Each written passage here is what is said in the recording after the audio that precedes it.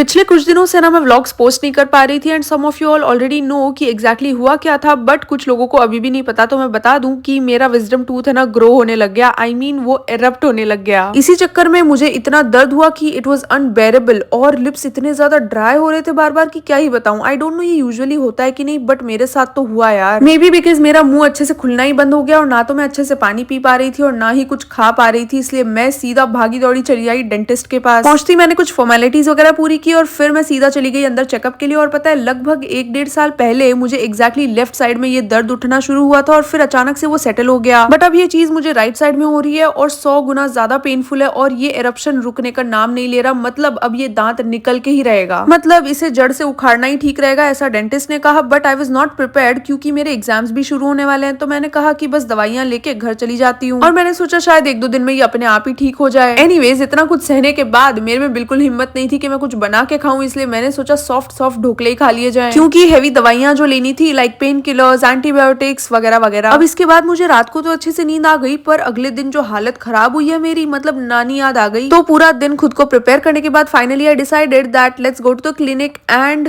Gate it removed. Anxious थी, डरी हुई थी, पसीने छूट रहे थे और कांप भी रही थी क्योंकि ये एक सर्जिकल प्रोसेस है। But thanks to the doctors and the surgeon जिन्होंने मुझे मेंटली प्रिपेयर किया एंड फिर दांत निकाल दिया। और भाई मेरी हालत बहुत खराब हुई है और अगले 2-3 दिन तक मैंने सिर्फ मेडिसिन ली और रेस्ट किया। फिर फाइनली थोड़ा बेटर फील करने के लिए मैं घर से बाहर निकली। मैंने सुंदर सुंदर से कैट आई नेल्स करवाए and it made me really happy which felt like an achievement, क्योंकि पिछले 4-5 दिन से मैं घर पे पड़ी पड़ी रो ही रही थी। एनीवेज फिर उसके बाद मैंने सॉफ्ट गर्मा गर्म डिमसम्स खाए, गार्लिक ब्रेड भी खाई and this was very satisfying. और इस स्टेज पे हल्का हल्का सा मेरा मुंह खुल रहा था और थोड़ा थोड़ा मैं बात कर पा रही थी। इसी के साथ आज का व्लॉग यहीं एंड करते हैं।